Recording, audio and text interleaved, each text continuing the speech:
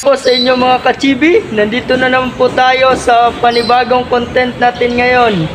Meron po tayong Chevrolet Tracker. Ito po ang kanyang engine, Turbo SIDI. Ito po ang bago naming model na ngayon na tracker. Ang gagawin po natin ngayon ay mag-change oil po tayo. Tara po at umpisahan na po natin mag-change oil. Magsisimula na po tayo mag-change oil ng Chevrolet Tracker. Dito po nakalocate ang kanyang oil filter. At ito naman po ang kanyang drain plug bolt. Unahin po natin tanggal ang oil filter.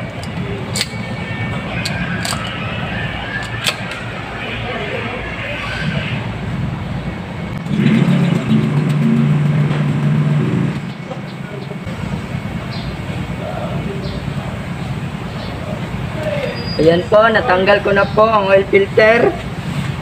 Ang susunod po natin, ang kanyang drain plug bolt. Tatanggalin na po natin ang kanyang drain plug bolt.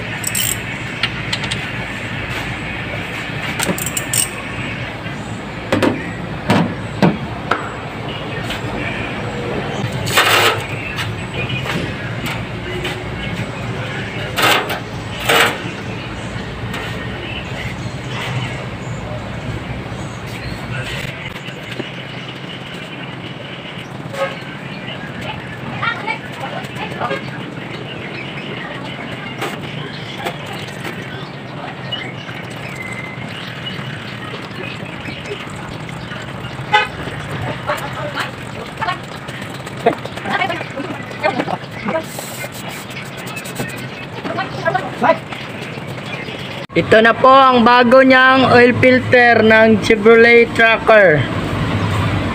Ikakabit na po natin ngayon.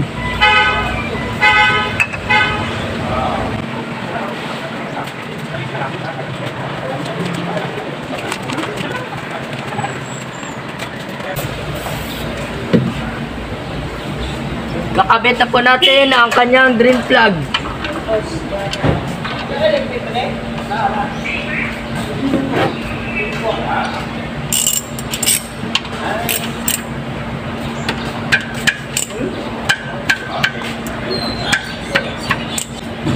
Siguruhin po natin na linisan ang mga tumulo na oil para hindi pagkamalan na leak.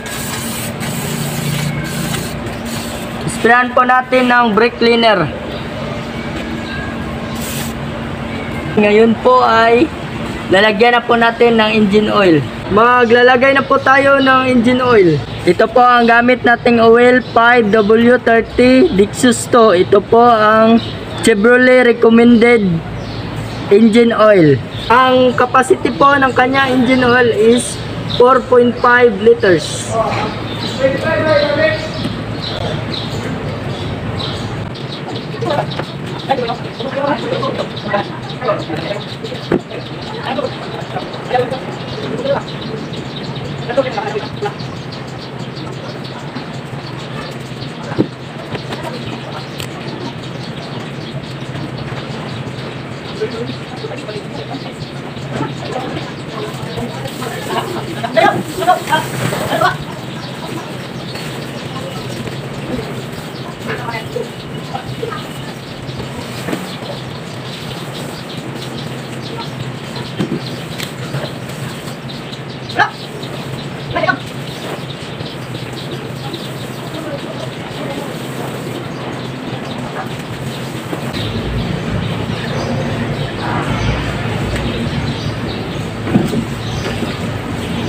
Ayan po, natapos na po natin lagyan ng engine oil.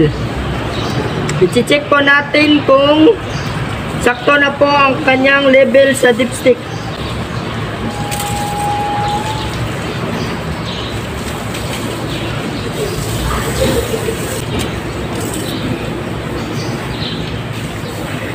Ayan po, sakto na po ang level sa dipstick.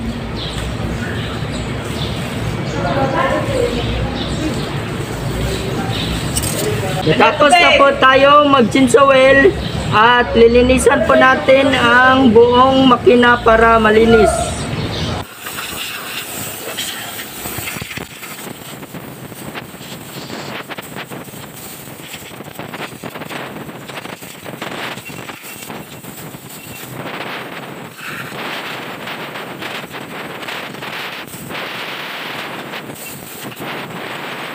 Ganyan lang po ang procedure sa pag-change oil po ng Chevrolet Tracker.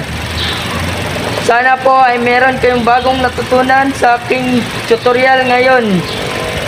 Huwag niyo pong kalimutan mag-like, share, subscribe, and hit the notification bell. Thank you.